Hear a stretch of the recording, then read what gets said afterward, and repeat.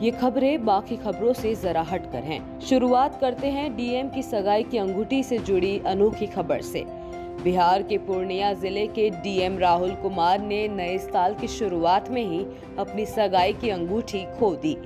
हालांकि अंगूठी खो देने की बेचैनी राहुल कुमार के लिए सिर्फ कुछ घंटों की ही रही, क्योंकि अगली सुबह ही उन्हें वो अंगूठी वापस मिल गई। दरअसल कुछ दिनों के बाद डीएम साहब की शादी होने वाली है और उनकी सगाई हो चुकी है।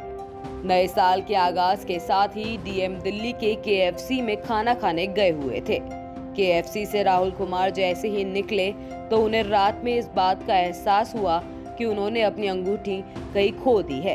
अगले दिन उस वक्त उनकी खुशी का ठिकाना नहीं रहा जब केएफसी के मैनेजर सुमन ने उनकी अंगूठी दोस्त के जरिए वापस लौटा दी। खुशी का इजहार करते हुए डीएम ने ये ट्वीट किया। दूसरी खबर भी नए साल से जुड़ी है।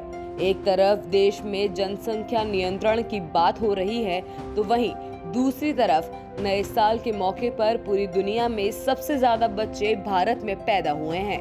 भारत में नए साल के मौके पर पूरी दुनिया में सबसे ज्यादा करीब 60,000 बच्चों ने जन्म लिया। ये किसी भी और देश की तुलना में बहुत ज्यादा है। हालांकि जन्म की संख्या 2020 की तुलना में 7,390 कम है। यूनिसेफ के अनुमानों के मुताबिक भारत में इस साल 1 जनवरी को चीन में जन्मे 35,615 के मुकाबले कई गुना ज्यादा बच्चों ने जन्म लिया। बच्चों के जन्म के मामले में चीन इस बार दूसरे पायदान पर रहा। 1 जनवरी 2021 को दुनिया भर में कुल मिलाकर 3.5 लाख से ज्यादा बच्चों ने जन्म लिया। तीसरी अनोखी खबर अमेरिका से है। अमेरिका में कोरोना वैक्सीन लगाने आए एक शख्स ने मेल नर्स को अनोखा सरप्राइज दिया। असल में 31 साल के हेल्थ वर्कर रॉबी वर्गस और मेल नर्स एरिक वर्ड्रेली 5 साल से रिलेशनशिप में थे। रॉबी ने वैक्सीन लगवाने से ठीक पहले वर्डेली को वैक्सीनेशन सेंटर में ही शादी के लिए प्रपोज कर दिया।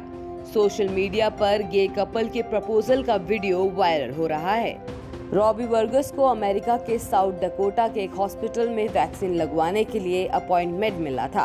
उन्हें पता था कि उनका बॉयफ्रेंड भी वैक्सीन लगाने का काम कर रहा है।